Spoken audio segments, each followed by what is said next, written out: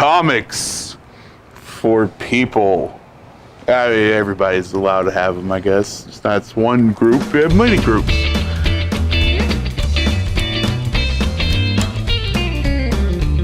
Hey, all you comic readers, true believers, it's Tuesday, and I'm your friendly neighborhood comic guy, Mitch. You guys know what's up, Mitch's Picks. First up from Marvel Comics, I got Journey into Mystery, Birth of Krakoa, written by Dennis Hopeless, art done by Jibril Morissette Fan.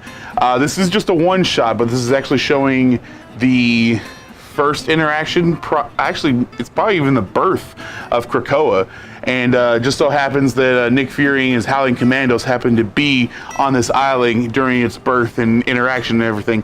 This is just a one-shot, but it's kind of cool going back into the history of the thing that made Xavier build the new Genesis team. And it is just a one-shot, so it's a nice little throwaway issue, guys. Check it out. From Dark Horse Comics, Mystery Science Theater 3000, the comic, written by Joel Hodgson and Harold Buchholz, art done by Todd Knock. The title kind of says everything about this book.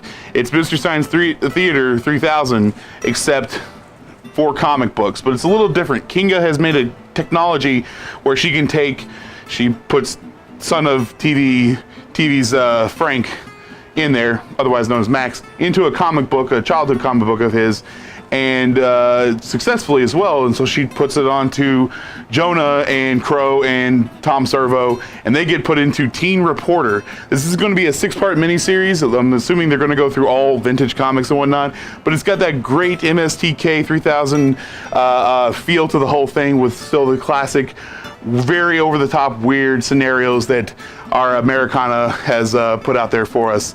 But if you guys are a fan of the show, you're gonna love this, guys. Written by the guy, I believe, the guy who helps write for the show as well. Check it out. From Image Comics, Cemetery Beach, #1, written by Warren Ellis, art done by Jason Howard. In this book, I'm not really sure where the time period is set, but it does seem at one point in time, man has left Earth. Because Michael Blackburn, who is the main character of the story, he gets captured and is telling his capturers all of this information about where he's from. And he mentions that he's from Maine, and one of his captors tells him that you mean the old home. So I'm guessing that they're no longer on Earth.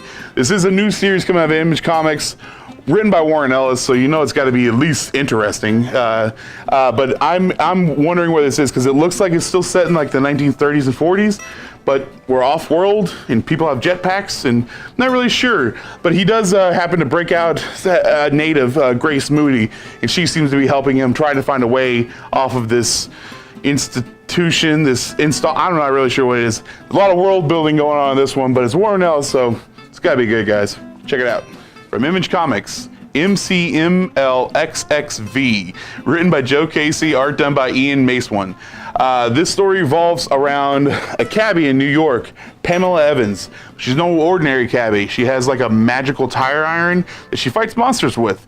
It turns out that, I guess, in this New York City environment, monsters are a little bit more abundant than most times, I guess. Not sure, and they don't just like come out at night, I guess. There's all kinds of different, it's kind of hard to explain. It's a very crazy story of Pamela Evans, and she's just this hard, gritty cabbie who is just fighting monsters. There's a little small flashback, so it looks like she comes from a long line of monster hunters. Just for some reason, her weapon of choice was a tire iron, I guess because she's a cabbie. Or maybe cabbies are the true defenders of against monsters for our real world. I'm not entirely sure, but it's really cool. Joe Casey's always got a really strange take on stuff, so I'm really interested in this, guys. Check it out. From Image Comics, Oblivion Song, trade paperback, Volume 1, written by Robert Kirkman, art done by Lorenzo De Felici. About a decade ago, 300,000 Philadelphia residents just up and disappeared, and in their place, giant monsters were put in there. Not just giant monsters, all kinds of monsters. But for the time being, the US government sanctioned off the entire place, got rid of all the monsters, and found out that it was a terror in our reality, and was going back and trying to rescue people from this hellhole of a dimension. Not really sure what caused it or anything, but after about a decade, the U.S. government has started to kind of give up on it, but not Nathan Cole. He's a scientist, and he keeps going back over there, and it seems like he's looking specifically for something or someone, but he's always going over there and getting people, trying to bring him back and everything. This is the new series coming out from Image Comics for Robert Kirkman. It's a wonderful sci-fi crazy mystery that I've been waiting like 7 months to read the next issue, which number 7 comes out today as well. So this is an important day for all you Oblivion fans, guys. You can get the first 6 and then pick up number 7. Keep reading from there, guys. Check it out. That's all my picks for this week, everyone. Keep reading your comics, true believers. See you guys next week.